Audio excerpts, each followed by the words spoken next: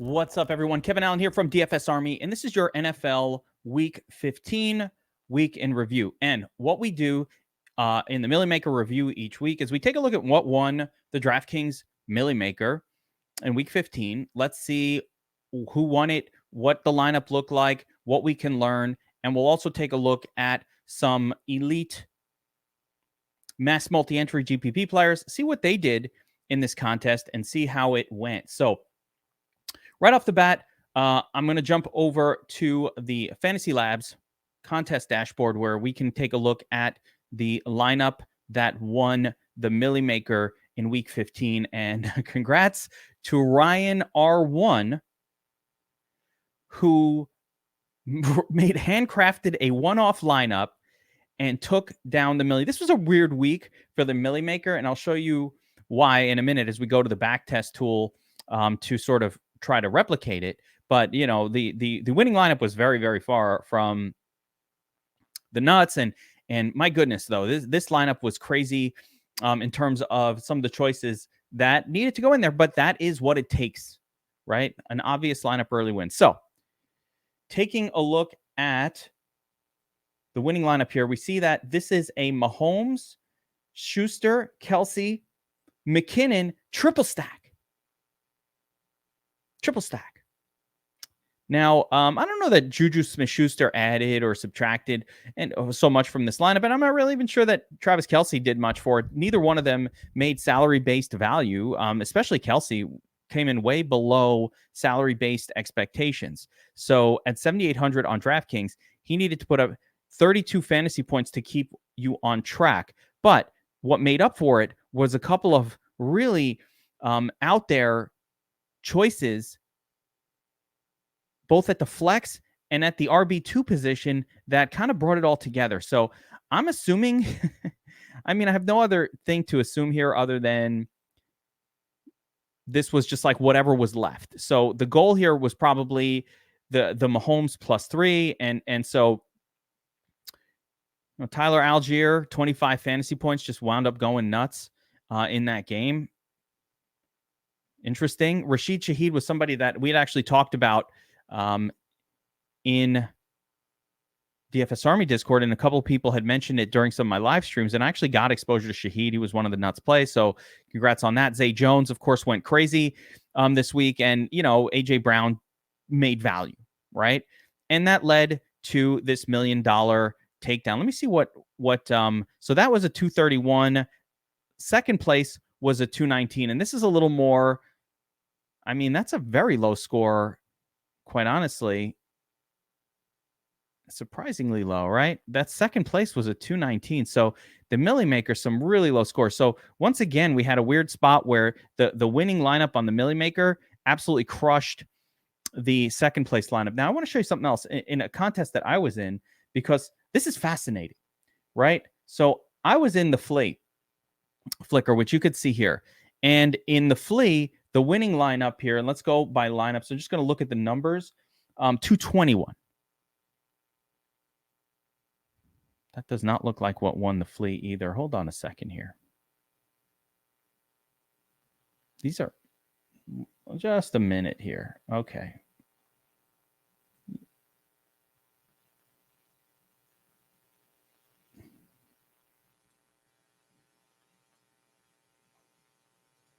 Okay, yeah, there it is. So it was a 218 that won the Flea. And again here, this says 221. This is 218. Probably an error on that tool. Sucks to suck. This is an error on that tool that is really interesting, but is the person correct? Let's see if the name is correct. RHELT 24. Yeah, except they got their numbers wrong. So let's use DraftKings instead, because those numbers are completely wrong. Anyway, this is a contest I was in as well.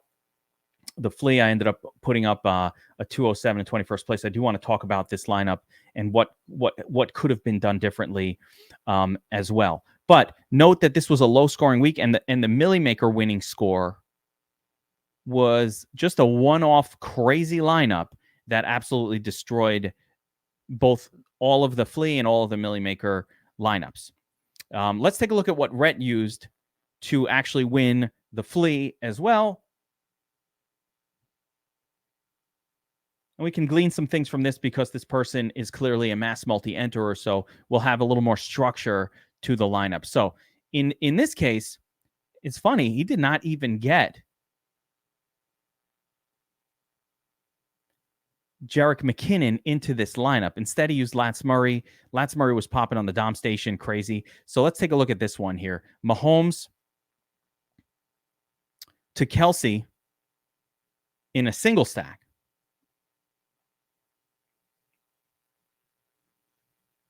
No bring back from Houston here. So this person pretty much just optimized QB +1. And that's all he needed. I see some secondary stacks in here in terms of Broncos and Lance Murray as a secondary stack, defense running back secondary stack. Russell Gage really disconnected. Here's another secondary stack here with Godwin and Russell Gage. So it looks like this person, their style might just be to run a lot of secondary stacks. As a matter of fact, let's take a look at let's take a look at some of their other lineups. And I want to see if that's a common theme throughout.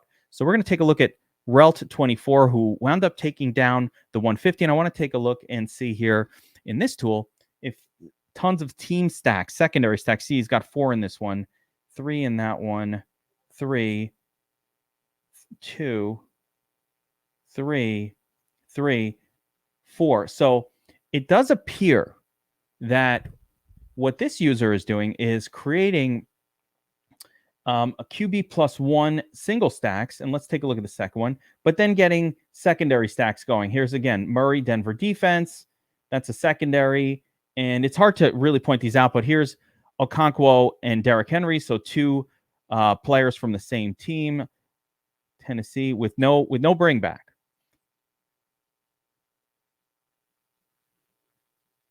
There's 3 in that one. Burrow, Chase, so QB +1. And then he's got this secondary stack again. Here's another secondary stack. So this is definitely a theme with this user and how he attacks mass multi-entry. So he's got Brady to Chris Godwin. And once again, Murray, Denver defense. And only 2 in this one. 2, 3. Prescott, Lamb. No game stacks. Or 2 game stacks in this one. Prescott, Lamb. Got Myers, Josh Jacobs. Lance Murray, Denver defense. How crazy is that? All right. So really interesting what took down the Millie Maker. Of course, that crazy lineup. We'll go back to it again. And then I'm ignoring the numbers here because they're clearly these guys got something wrong in their tally, but the number is less relevant than the lineup itself. And just to understand, like I said, I never would have been on Tyler Algier, never. But we were on Shaheed, and a lot of these players were in the pool. A lot of these players were in the pool. Tennessee defense, I think, just kind of like, hey, let me plug in the cheapest defense just because they're cheap. I mean, I don't think anybody expected Tennessee defense to have a good game or anything like that. That's just it fits, so plug him in situation. And Mahomes with 3, a little bit weird. So I want to go and talk about my lineup in the flea and my entries this week. And here's the closest that I came to taking it down, and I had a decision to make. And the decision was a fateful one. So the morning slate went really well. Hurts, Brown, McKinnon in the lineup, Zay Jones. And my Hurts lineups were QB +1, where I stacked all my other quarterbacks QB +2. As you'll see here, if we get away from, Hurts was pretty much the best, but, I had some Prescott lineups. They would have 2. So Prescott would have CeeDee Lamb and Dalton Schultz in there, and that didn't really work. Going down, you could see I actually played some Zach Wilson lineups, Milfson, and those were with 2 as well. And, going down the list, I even had a Mac Jones lineup or 2 in here. And interesting, where are my Mahomes? Herbert was a disaster. I'll give you a little look at my overall mix this week as well. Why not? So, yeah, down a little bit for the slate. And you could see here that a lot of the players I got leverage on simply did not go well. Jamar Chase, Mike Williams, Arizona defense was fine. I had a lot of exposure to Najee Harris, which was good. A little too much Michael Gallup, I guess. Jalen Hurts, I had some significant leverage on. That was great. And that's one of the main reasons why we did pretty well and had a shot at a takedown, a little leverage on Ramondre. So different areas where I chose to get leverage. But unfortunately, where I was under leveraged, Lats Murray, I shut him down. And you're going to see here, our optimizer loved Lats Murray, and I just didn't. I was a little under on Henry in favor of Chase, and I'm going to show you why that didn't work out for me. I always try to go under the field on Keenan Allen, so that worked out. Yeah, nothing else really of note here. But when I show you the optimizer back test, and it's going to be really interesting because it loved Lats Murray. But I definitely did QB +1 for Hurts, and the rest of the QBs that I played, QB +2. So in our back test, we're going to do that. So I'm going to show you this one decision I had to make here before we get into back testing and trying to beat the closing score. But after the early slate, now I actually I feel like I'd done a video discussing this, or during the slate, I guess when I was doing the showdown breakdown, I kind of brought this lineup up. But this lineup after the morning slate, it was all of these games, and it was just Chase and Cardinals yet to play for the afternoon. And it was very clearly a potential nuts lineup. Like, it was looking really good. Hurts, and of course having McKinnon and Zay Jones was the cheat code this week. So I was like, ooh, okay. We combined some really good spots here. Elijah Moore did okay, I guess, for his salary, as did Akins. They weren't going crazy, but I had the ability to swap these two spots, Chase and Cardinals defense. Now, I really like Cardinals defense. I wasn't going to mess with it. But Chase at 8,300, I took a look, and the other option available was Derrick Henry. Now, I had to make a decision between Chase and Derrick Henry, and I wound up going with Chase because I preferred Chase. I think wide receivers have greater potential upside compared to running backs of similar volume levels. And, I made the call. Stick with Chase, right? Now, if we take a look at the difference between Chase and Derrick Henry was in the nuts. He scored 29.3, so it would have added 10.3 fantasy points to the total. And when you add 10.3 fantasy points to 217.5, puts us in right around third place had we made the swap. But the flip side of that discussion is, listen, sometimes it works and sometimes it doesn't. Chase had a bunch of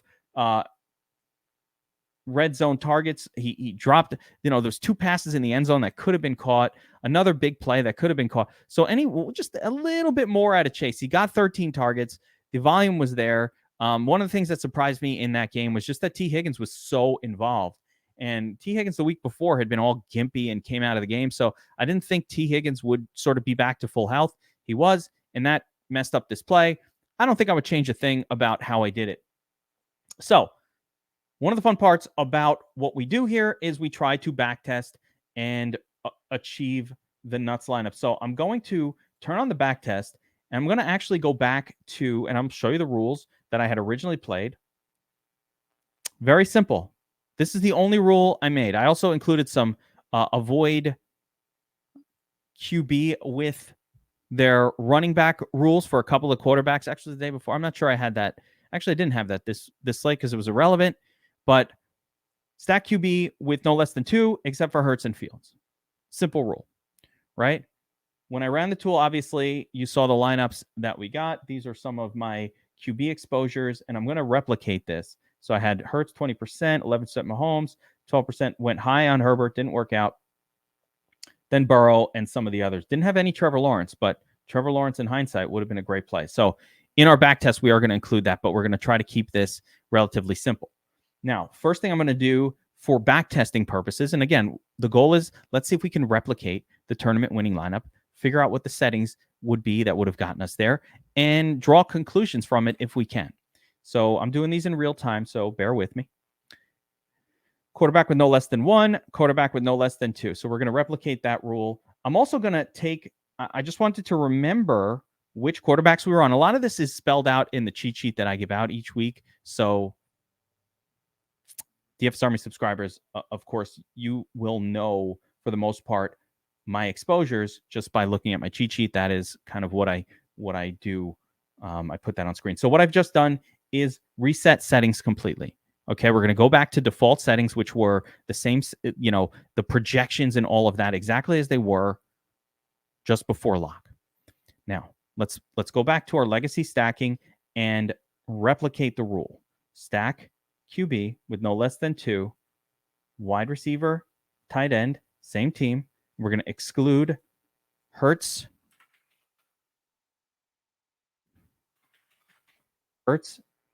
and Fields from that rule. Not Elijah Holyfield, Fields. Elijah Holyfield.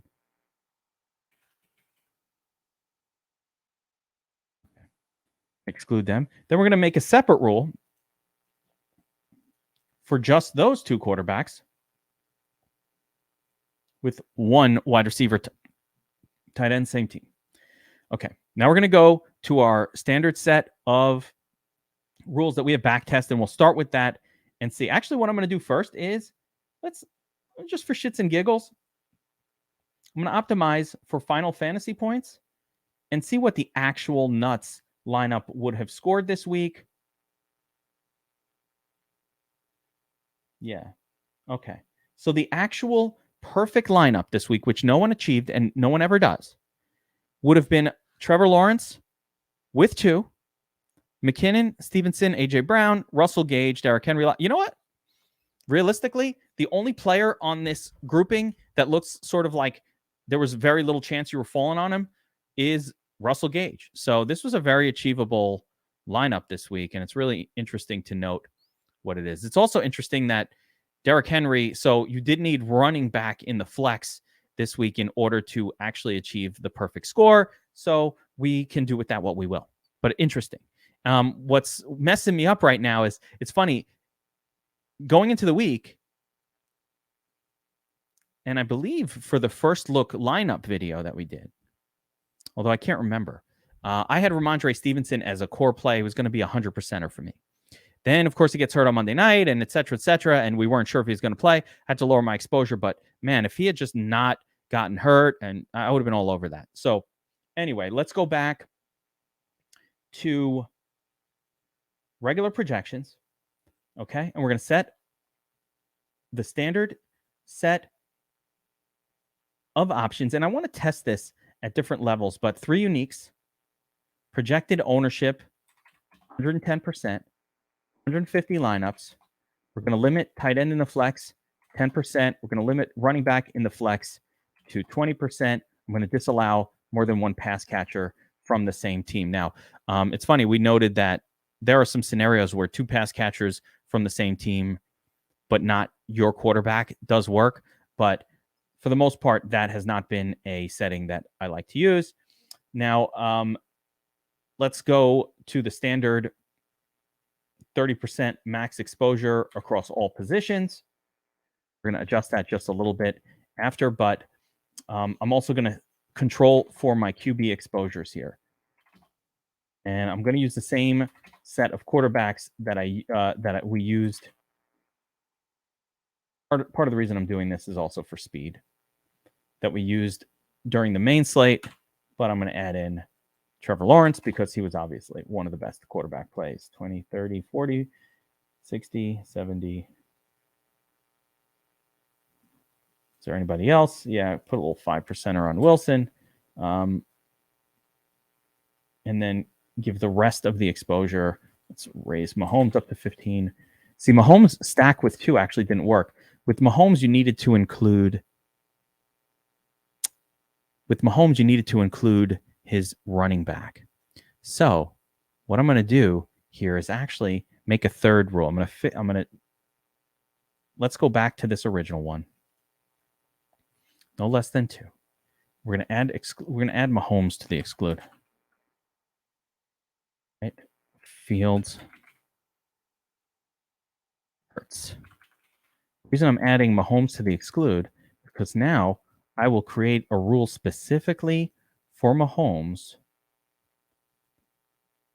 And you can, one of the cool things we can do here is actually specify a rule. So for Mahomes, QB stack Mahomes with no less than 2, and we're going to include the running back in that. So it'll get us, hopefully, some McKinnon exposure in the Mahomes lineups, which makes sense, and it's something you would do. This is not like out there. Okay. I'm going to add some randomization here just to make it run a little bit quicker. And let's give this a run. Turn on tournament mode.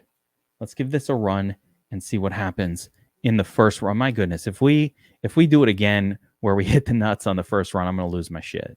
So hopefully, like, how did I not get it? Right? That's simple rule. So let's see how good we can do. And I don't expect we're going to hit a nuts lineup in the first run, but we'll see how we can do. Again, simple set of options, 3 uniques, 110% ownership cap, 150 lineups. We have some limits on the flex position, 20%, 10%. A little bit of randomization helps it run quick. And here, we're going to sort by final fantasy points. Okay. So our first run here produced a top score of 191. Not good enough, and actually worse than my run on the Dom station, worse than my original run. So let's see what we got. What some of these lineups look like and why. So it's giving me Pacheco, which does not work. So already I have to adjust this Mahomes rule. It's not. All right. So we have to actually stack Mahomes with exactly 0. Pacheco.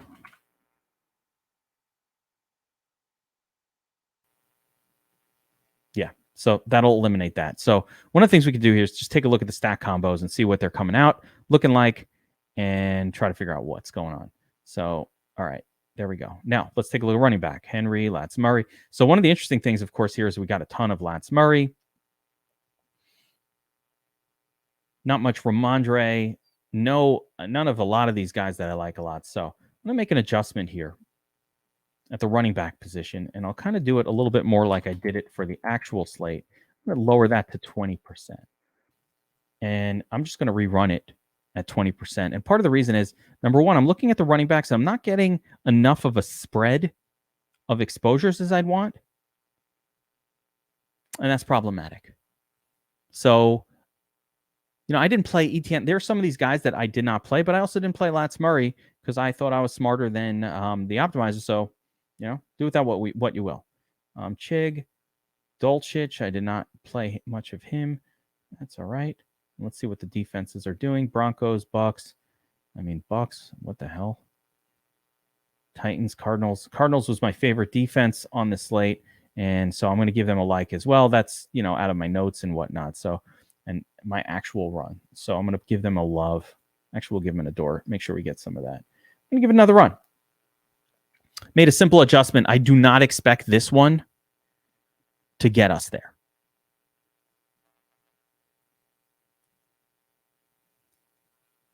But I'm just making little adjustments that we would make along the way. The interesting thing here is just the optimizer was loving Lance Murray, and he ended up going crazy.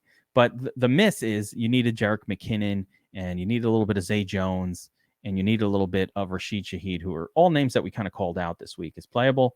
So let's see what happens with this run, 201. So we're getting a little closer again. Not as good as my run this week, but controlling some of these running back exposures definitely did increase.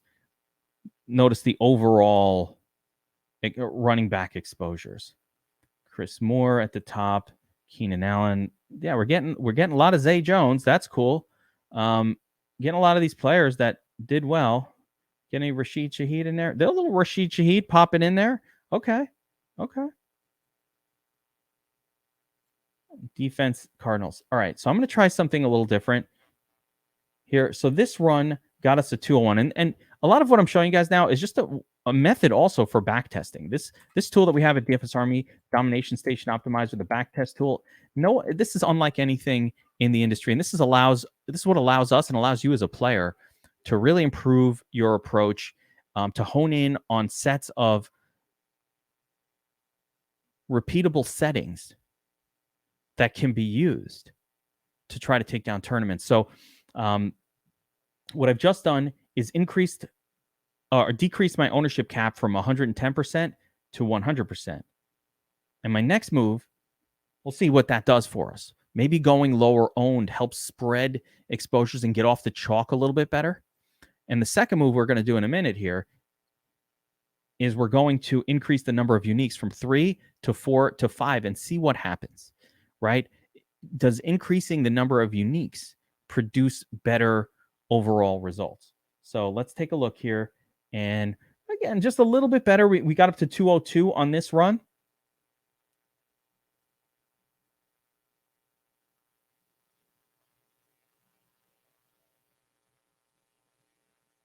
Just trying to see if anything stands out to me in the results. Not really. Okay. Now I want to go to 4 uniques and see if this gets us a better result. So I'm going to have to raise randomization up just a smidge, let it run a little quicker. The randomization component really just makes it run faster. It does randomize just a little bit. I don't, it's got its pros and cons. As far as the pros, it, kind of switches things up a little bit from lineup to lineup. As a negative, if you're trying to make fine adjustments, it's not really good if you're somebody that likes to make fine adjustments to your lineups and like, oh, I have 10%, I want to get a little more, a little less, because each run, your exposures do look slightly different. But this run will have 4 uniques, not 3. What uniques are is the number of changes it makes from one lineup to the next. And the higher the number of uniques, the more variance your lineups will have. I've spoken to a lot of the different MME players. I've looked and studied lineup approaches for various players, and you know what? Everybody's got a different approach. So I don't know that there's a right answer or a wrong answer, so much as just being consistent seems to be the biggest answer of them all.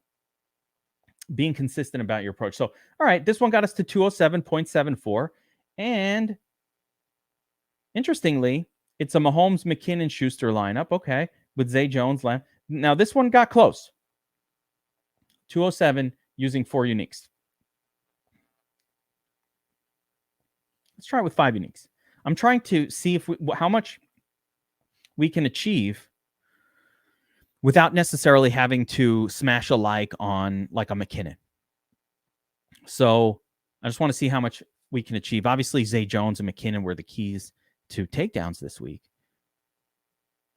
But I want to find ways where I don't have to discover that and know that necessarily. Of course, we have players that we put likes on and dislikes on, and it was really easy. McKinnon was one of those guys, like I said, it was a miss for me. I didn't think he could repeat what he did last week. I honestly didn't think that Houston was going to be competitive in that game, which they wound up kind of being. They were beyond competitive. They played a good game, and they almost won. So what the fuck? But that's why I think in mass multi-entry, you bring a little bit, you maybe bring a little bit of your opinion to the field, but a lot of it should just be almost hedging against some of the chalky builds that you're already doing on your own. So yeah, this gives another 207. Really didn't improve going to 5 uniques.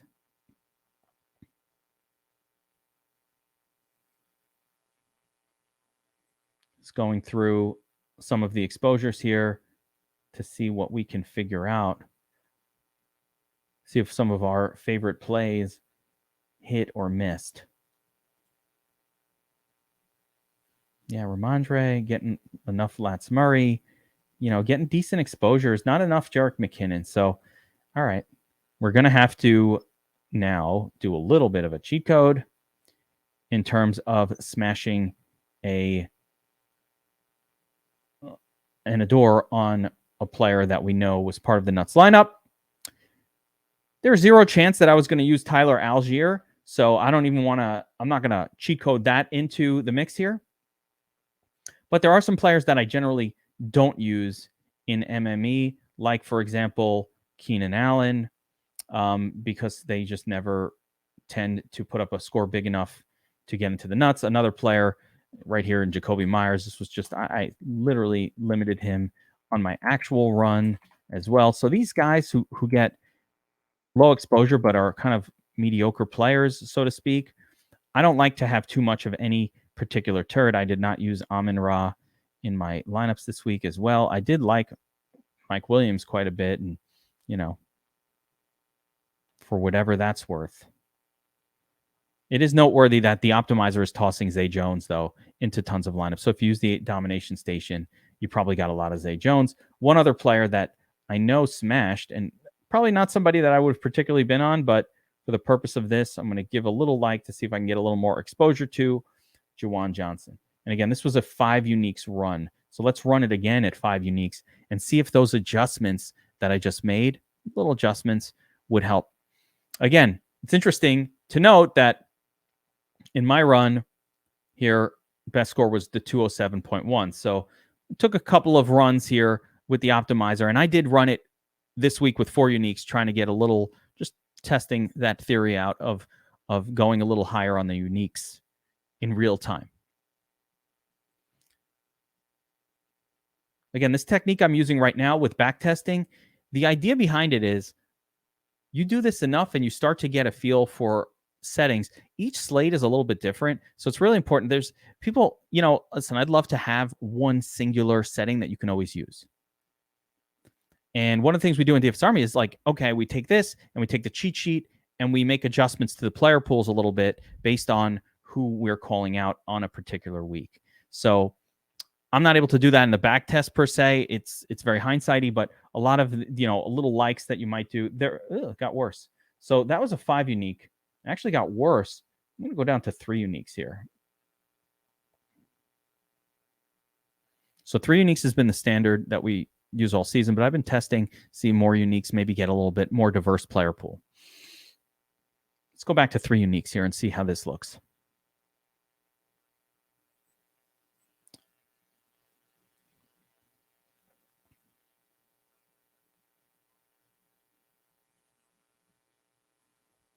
If this doesn't hit, we'll go from tournament mode to optimal mode and see if there's an improvement.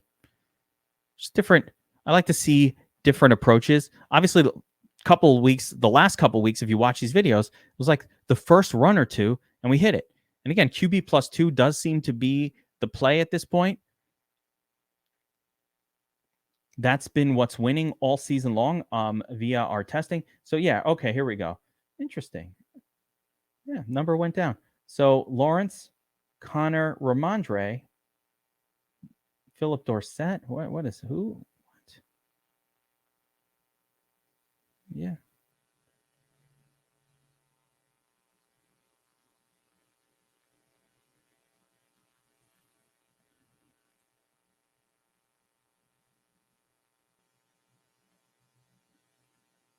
Even with a like on him, Juwan Johnson was not going to show up in any lineups.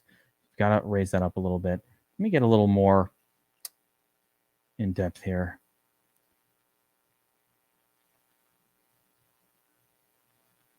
I'm surprised that these Lawrence lineups aren't popping a little bit more as well. Let me take a look and see why. So Trevor Lawrence, Kirk, Zay, and Ingram. Yeah, I would. That's fine. Brady. Why is Dalton? Oh, Dalton's showing up.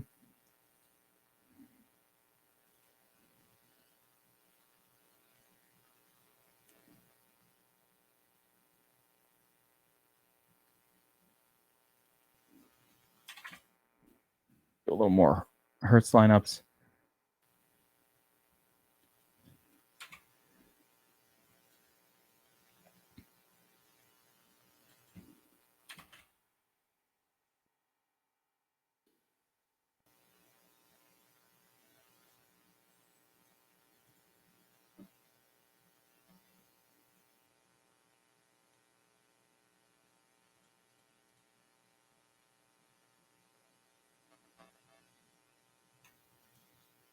Going to lower the ownership cap to 90%. Let's see what that does. Made a couple quick adjustments there, and I'm going to lower the ownership even further. Let's see what actually was the ownership on this winning lineup.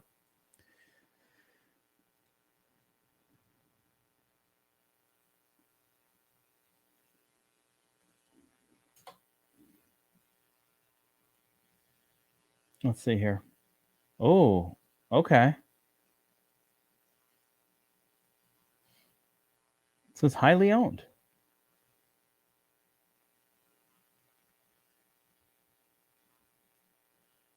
That's different. 170%? 150? Whoa. All right. Well, let me take a look here at the Millie Maker. And actually, let's see if that holds true. Maybe this was a week where higher ownership was needed. Higher ownership caps. I went lower. That could make it worse. Let's see.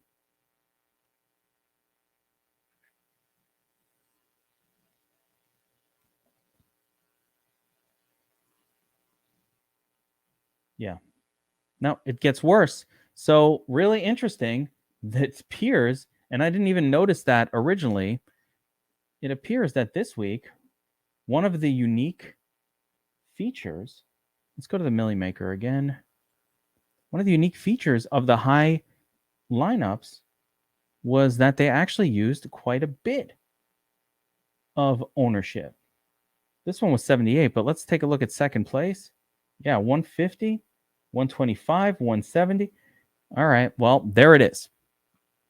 So what I'm seeing here is that, and I'm not going to change my style based on this, but it does appear that this was a week where capping ownership low actually might have been the problem. The chalk did well. Let's see if raising the ownership to 150 makes a difference. And then after that, I'm going to cheat code the shit. Now I'm mostly just curious. Nope.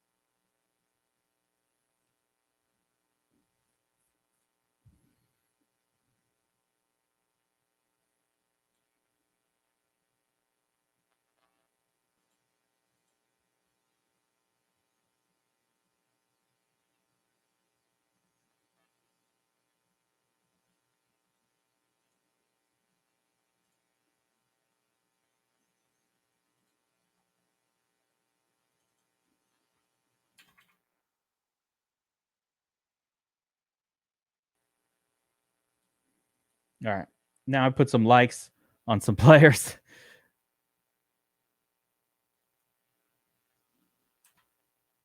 Go back. 150. Back to 110 again, but I'm going to go to 120. Here, I put some likes on some players here that did well, and let's see if we can't cheat code our way to a winner. Again, this was a really interesting Millie Maker winner, especially the Millie Maker winner scored that much. But that second lineup, like I said, for me, maybe you needed more running backs. I was able to produce a 207 this week. We've been able to replicate that one, but the more experimenting we're doing, we're still not passing that 207.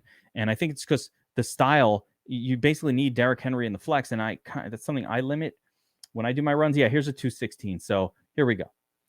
This is our best run so far, 216.4. This is a Hurts, Stevenson, McKinnon, Shaheed Jones, Chris Moore, Kelsey with Hurts, which I normally wouldn't do, and Keenan Allen also. Really weird one, but that is what got there. Here's another 201. So this is about as close as we've been able to get, and I'm gonna leave it at that. So we got to a 216, better than my run of 207, and pretty close to a tournament takedown, but not quite. It would have gotten us into third place here. Obviously, it took a little bit of manipulation to get there, but I think the lesson is, again, the biggest takeaway for me is, once again, unless it's a Hurts or Josh Allen. I think it's been a QB +1. Matter of fact, Hurts could have worked QB +2. You know what? Let me try this. Try one more thing here. And I know this is taking a while, but I do like to experiment. What if we didn't exclude Jalen Hurts? So let's say QB Hurts with no less than 2.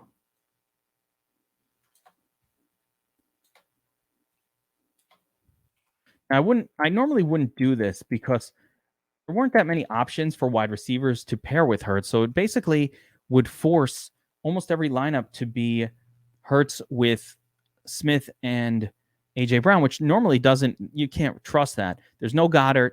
There's no real WR3 of note. Quez Watkins, I don't think had any kind of a, you don't want a ton of exposure to a player like Quez Watkins. So I normally will not run Hurts with 2, but it is noteworthy that both of his wide receivers had good games.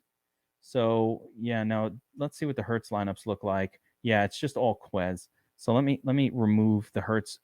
Yeah, it's all Devontae and Quez, Brown and Quez, and then only 2 lineups with Brown and Smith. So I'm going to limit this to 3 lineups. We'll limit that to 5. We'll limit this one to 5. And let's see if this will even run, where it basically tries to force Brown with his 2 pass catch. I'm just curious if that raises up the end result or not. Obviously, the nuts lineup was not Hurts with his 2 prime pass catchers. That's not what won. But I'm just curious to see what those lineups might look like if we force them. Hurts, Smith, Brown. There it is. And it's a 211. So that got us a little bit closer as well. It was a Hurts, Smith, Brown. Zay Jones, of course. Jerick McKinnon. Connor had a decent day. So that got a 211. Not too bad either. And of course, the Lawrence, Jones, Ingram trip. I mean, who would have thought, right? So anyway, that's the Millie Maker review. Again, congrats to Ryan, I guess, Ryan R1 for taking it down. Great job. And again, the takeaway is QB +2 continues to be the approach. No need for a bring back. And that's a big thing that we've really discovered in looking at a lot of these Millie Makers. You do not need to have a player from the opposing team. That correlation has not been part of what's led to Millie Maker winning lineups. That is not known in the industry, or it's not disseminated in the industry very much. Most people will never talk about it. So, or it's not brought up, but it does not appear that a bring back is necessary, and quite honestly hasn't won in a very long time. On a main slate, that's different potentially from shorter slates like afternoon only and morning only, where there's fewer games. So there is more likely to be one game to rule all the others, so to speak. But in these larger tournaments, it does not appear necessary to use a bring back. And for the most part, QB +2 is the way to go, unless we are dealing with like a Fields. And sometimes with Hurts, although I'm expecting that the return of Goddard will open Hurts back up to the QB +2 lineups going forward. That's about it for this one. If you like what I'm doing, if you like this style of content, teaching about DFS and optimization and the strategy behind it, hit me up in the comment section below. Let me know. Smash like, subscribe, share it with your friends, all that good stuff. And we will be back with more breakdowns throughout the course of this week. So make sure you are subscribed. You got that notification bell hit and rung here on the DFS Army channel. I will see everybody next time on another Millie Maker review.